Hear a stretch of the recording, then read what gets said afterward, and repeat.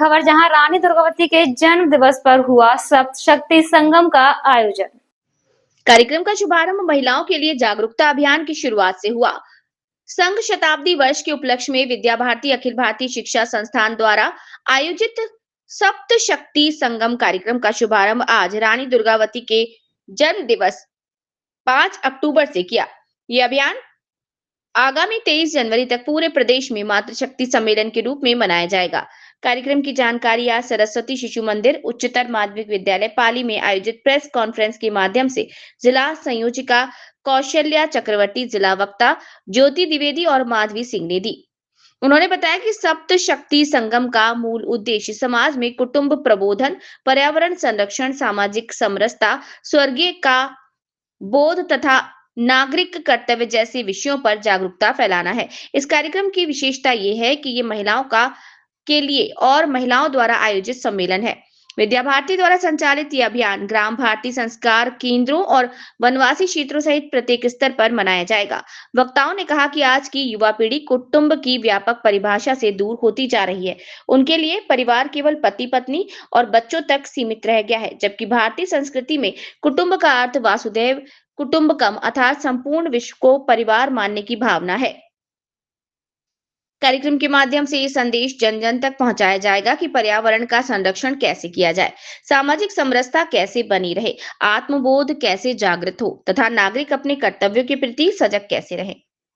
कीर्ति श्रीवार्क नारी नाचम स्मृति मेधा धृति क्षमा, इस 7 शक्तियों के भाव से प्रेरित ये संगम मातृशक्ति को समाज निर्माण की अग्रणी शक्ति के रूप में स्थापित करने का संकल्प लेकर आगे बढ़।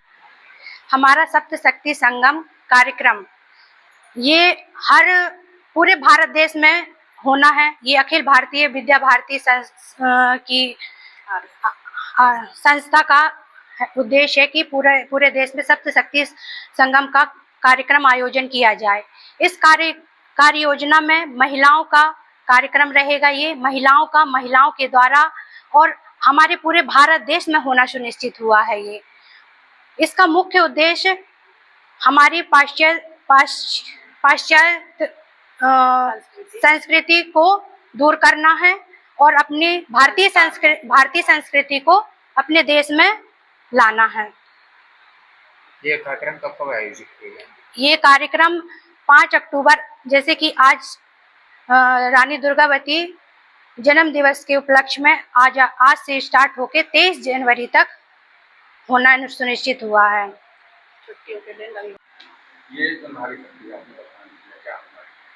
हमारा आज का कार्यक्रम सप्तशक्ति में 7 शक्तियां विद्यमान है। 7 शक्तियां जैसे पहली शक्ति है, जैसे गीता के 10वें अध्याय में 34वें श्लोक में कहा गया है, 34वें श्लोक में कहा गया है, कीर्ति श्री वाक्चा नारिणा स्मृति मेधा धृति क्षमा। किसी भी नारी के अंदर 7 विशेष गुण विद्यमान होते हैं। कीर्ति यश गौरव, वाक सिद्धि, जैसे हमारी लक्ष्मी जी हैं, श्री किसी भी चीज का श्री करना, शुरुआत करना, किसी भी अब हम भवन किसी भी निर्माण कार्य में हम पहले श्री शब्द से शुरुआत करते हैं। तो सेकंड हमारा श्री। वाक मतलब वाक चतुरता बहुत अधिक होनी चाहिए नारी के अंदर, जो कूट के भरी हुई है। स्मृति भी नारी से ज्यादा स्मृति मतलब होती है याददाश्त नारी से ज्यादा किसी की नहीं होती।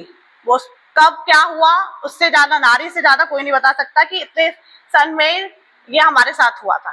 तो सबसे ज्यादा स्मृति नारी की तेज होती है और हमारी देवी जी ही है, सरस्वती देवी, जो स्मृति की देवी है।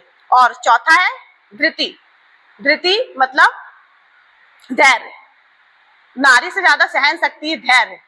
किसी भी उस समाज में नारी से ज्यादा धैर्य किसी के पास नहीं है। जितना धैर्य से वो सृष्टि की रचना कर सकती है, उतने ही धैर्य से वो सारे काम बिगाड़ भी सकती है और बना भी सकती है। इसलिए धैर्य होना बहुत जरूरी है। और 7वां हमारा क्षमा अगर स्त्री के अंदर है तो वो हमारे परिवार को एकजुट करके हमारे समाज को, हमारे राष्ट्र को, हमारे विश्व को आगे बढ़ाता है। चौथा, इन सबका संगम वसुधैव कुटुंबकम, मतलब इन सप्त शक्ति का संगम ही हमारा सप्त शक्ति संगम आज का कार्यक्रम का मेन उद्देश्य है।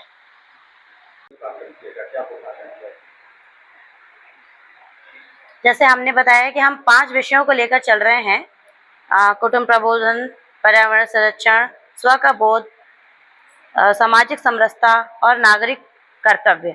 इसमें से हम बताते हैं कि हम कुटुंब प्रबोधन को अगर हम लेते हैं तो कुटुंब प्रबोधन हमारा जो आज की हमारी युवा पीढ़ी है वो भूलती जा रही है कि कुटुंब हम किस चीज़ को कहते हैं, जबकि हमारी जो संस्कृति है वो सदैव कुटुंबकम पे चलती है।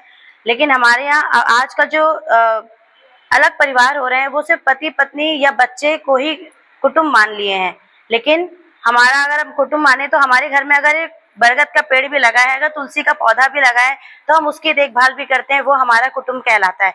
हम अपने घर से निकल कर अपने नगर में, अपने मोहल्ले में, ऐसे जिला से प्रांत से हमारा प्रदेश और प्रदेश से पूरा देश, देश से पूरा विश्व हमारा वसुधैव कुटुंबकम की भावना से चलता है। तो हमें यही चीज आज के सभी बच्चों को या सभी युवा पीढ़ी को ये बताना है कि हम पूरे राष्ट्र को लेकर के आगे चल रहे हैं और हमारे घर में जितने भी लोग आते हैं, जितने से भी हमारा कनेक्शन है वो सब हमारे कुटुंब में आते हैं। उन सब की देखभाल हमारा कर्तव्य है।